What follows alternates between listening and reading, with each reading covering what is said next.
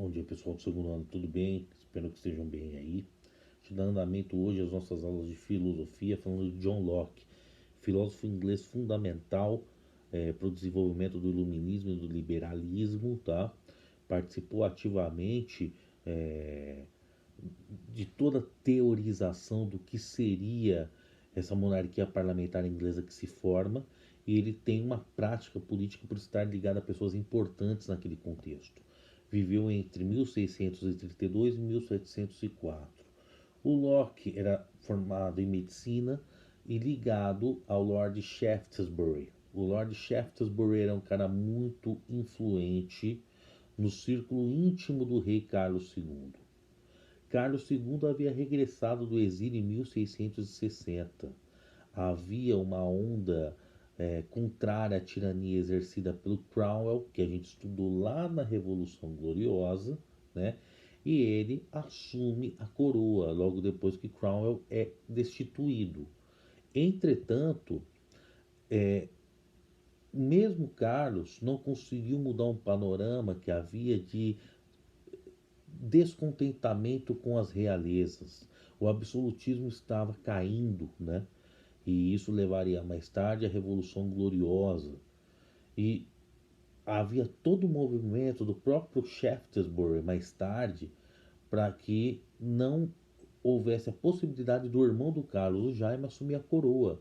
Porque já nesse contexto, Shaftesbury fazia parte de um partido liberal, tá? Entretanto, antes da Revolução Gloriosa ainda, o Shaftesbury teve que fugir do país porque foi visto como um conspiracionista em relação aos irmãos reais. E o Locke, ligado intimamente ao Shaftesbury, enquanto amigos, compartilhando de uma série de ideais, o acompanha até a Holanda. Mais tarde, em 1688, vem a Revolução Gloriosa, que afastou Jaime II do poder, substituindo por Guilherme de Orange, como a gente viu anteriormente, né? Então a monarquia toda começa a ser regida dentro de uma base legal e uma carta de direitos, né? O parlamento passa a ter maior poder. E aí o Locke começa a seguir o Guilherme, né? E se torna o teorizador do novo regime. Em 1689 ele publica dois tratados sobre o governo civil, que é sua principal obra, um dos clássicos do pensamento liberal, e vai trabalhar na Câmara do Comércio em 1890, né, até morrer em 1704. Então era um cara intimamente ligado ao processo político. Entendendo as características da obra do Locke, ele fala muito do estado natural. Tá? Estado natural é uma situação existencial do ser humano antes da sociedade política de fato. Tá? É uma ordem natural onde não havia limitação para as liberdades individuais. Tá? Entretanto, ele entendia que isso era um estado de liberdade e não de libertinagem, né? Porque os indivíduos estão sob a influência do que é mais natural, que é o direito à vida, à liberdade, à propriedade, né? Então, quando entra a libertinagem, ou seja, quando esses direitos naturais passam a ser violados, é que há um incômodo na sociedade, tá? Então, qual que é a ideia dele no estado natural? Todos os seres humanos compartilhavam de uma característica em comum, a razão. A razão é o elemento fundamental, tá? Então, essa razão possui características de lei natural. Ou seja, você só é racional porque você é. Você vive, você é livre e você tem um local próprio para pensar, né? Tá? Isso legitima a lei natural, tudo bem? Então, o que acontece? No estado natural, essa lei que a gente chama de lei natural que vincula os indivíduos. Os indivíduos têm que segui-la, né? E a partir do momento que a gente está falando que existe uma lei natural, a gente vai falar que existem direitos naturais, tá? Liberdade, propriedade e vida, cujo mais importante, segundo Locke, é a propriedade privada, porque é o que garante a conservação da vida e é fundamental para a existência da liberdade. Sintetizando, é necessário ter uma terra para viver livremente, para ter a sua própria proteção. Por isso que há o estímulo na Constituição norte-americana e estadunidense, por exemplo, tá? De que você deve proteger a sua propriedade privada, a sua vida com armas. Você pode usar disso para se proteger. e para insurgir contra qualquer governo tirano. Tá? Essa ideia vem de Locke e tantos outros iluministas liberais. Tá? E por que a propriedade é um direito natural para ele? Porque ela vai existir independentemente das leis civis, das sociedades civis. Tá? Independente de uma constituição, os indivíduos antes, muito antes da existência do Estado, já tinham territórios para chamar de seus. Então é uma necessidade natural. O indivíduo precisa extrair a sua subsistência de um local chamado seu. Tá? Então a propriedade é fundamental porque ela promove a conservação da vida e a liberdade. É essa a visão do Locke. Tá? E o que legitima a propriedade? Ou seja, que torna a propriedade algo socialmente aceito, essa ideia de propriedade? O trabalho. Tá? O trabalho é fundamental para legitimar a ideia de propriedade. Por exemplo, a água é uma fonte de todos. Vamos imaginar que seja assim. Mas a água é recolhida por alguém. Esse alguém que a recolheu tem direito sobre aquela água. Por quê? Porque ele trabalhou, segundo Locke.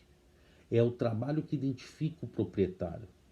Então, a água na fonte pertence a todos, mas a partir do momento que eu recolho a água para uso próprio, eu trabalhei. E ao trabalhar, eu me aproprio de algo e torno esse algo meu. Né? Ele até tem uma frase que diz: a terra não dá trigo a não ser a quem a cultiva. Então, o trabalho é um elemento fundamental de legitimação da propriedade. Entretanto, como nós vimos lá no contrato social, tratando sobre o contrato social, indivíduos começam a violar essas liberdades naturais, esses direitos naturais, aliás, começam a ferir o direito natural à vida, liberdade e propriedade privada, e por isso é criado o Estado. Tá?